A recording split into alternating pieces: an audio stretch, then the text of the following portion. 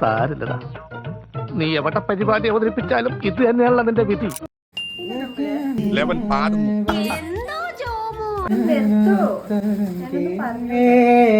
നിന്റെ അടുത്ത് ഞാൻ എന്തോ ഉണ്ടാക്കാൻ വന്ന് ഇത് തീർന്നില്ലേ?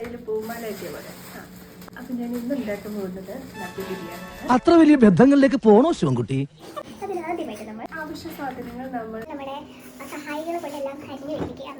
സവാള എന്ത് വിധേത് ആഞ്ജനേയ സ്വാമി. കുട്ടി മനുഷ്യനെയൊക്കെ പറഞ്ഞു വിട്ടിട്ട് നമുക്ക് സമാധാനമായിട്ട് കുക്ക് ചെയ്യാം. നമുക്ക് ഐശ്വര്യമായത് അടുപ്പ് കത്തിക്കാം.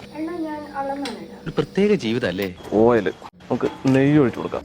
പട്ട, ക്രാമ്പു, ഏലക്കായ്, കുറച്ച് ഉള്ളി. റൈസ് അതെ, ഇന്നലെ ജീരകശാല റൈസ് വാങ്ങിച്ചില്ലായിരുന്നു? അല്ല, ജീരകശാല. എന്നാ നീ ഉണ്ടാക്കുക, പോയിട്ട് വാ.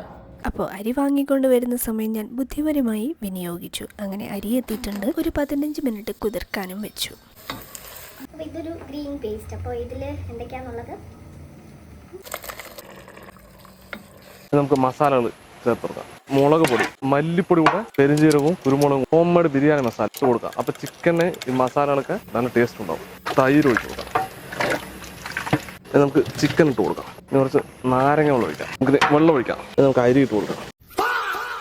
സാരില്ലടാ, നീ എവിടെ പരിപാടി അവതരിപ്പിച്ചാലും ഇത് തന്നെയാണല്ലോ നിന്റെ വിധി. അങ്ങനെ ഒരുപാടത്തെ പരിശ്രമങ്ങൾക്കൊടുവിൽ നമ്മുടെ ബിരിയാണി ശരിയാവും. Super taste. നല്ല ടേസ്റ്റ് ഉണ്ട്. നല്ല ടേസ്റ്റ് ഉണ്ടല്ലേ.